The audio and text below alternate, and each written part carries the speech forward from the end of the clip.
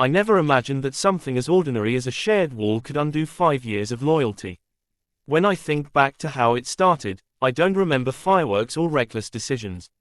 I remember silence, the kind that settles between two people who once couldn't stop talking. Daniel and I had been together long enough to understand each other's habits without speaking. He liked his coffee black, his shirts ironed sharply, and his evenings predictable. I liked noise, warmth, and long conversations that wandered nowhere in particular.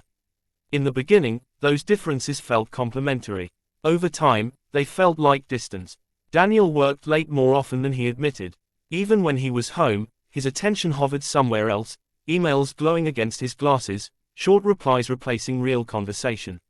I told myself this was what stability looked like. We had built something safe, something dependable. But safety, I was beginning to learn, can feel a lot like loneliness when you're craving connection. The first time I met Ethan, it was because of a broken fuse. He had just moved into the apartment next door and knocked one evening to ask if I had a spare flashlight.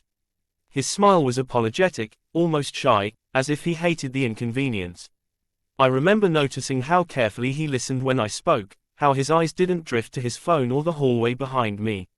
It was such a small thing, but it felt unfamiliar. Daniel was in the shower when Ethan stepped inside for a moment while I searched for the flashlight. We talked about the building, about how thin the walls were, about how neither of us had planned on staying in the city this long. It was harmless. That's what I told myself later. After that night, our interactions became routine. A nod in the hallway. A casual, "How was your day?" That didn't feel automatic. Sometimes we stood on our respective balconies, separated by a narrow divider, talking about work or childhood memories as the evening settled around us. There was an ease with Ethan that I hadn't realized I'd been missing. Daniel noticed none of it. Or if he did, he didn't say anything. Our conversations had shrunk to logistics, groceries, bills, weekend plans that rarely happened. When I tried to tell him about Ethan moving in, he simply nodded and returned to his laptop. I told myself I wasn't hiding anything. I was just filling silence. The shift happened gradually. Ethan started texting me after our balcony talks ended, sending a joke or a comment about something I'd mentioned earlier. I found myself smiling at my screen in ways I hadn't in months. When Daniel fell asleep early, I would lie awake, rereading messages that felt dangerously personal. One night, after Daniel cancelled dinner plans because of another, urgent, meeting, I heard a soft knock. Ethan stood there holding 2 takeout containers. "I ordered too much," he said, though the portions were clearly meant for 2. We ate at his small kitchen table, knees almost touching. He asked about Daniel, not with suspicion, but curiosity. I heard myself answering honestly, admitting how distant things had felt. Ethan didn't offer advice. He just listened, his silence attentive rather than empty.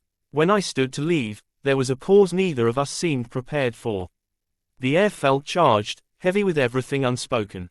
Ethan's hand brushed mine as he passed me my jacket, and neither of us pulled away immediately.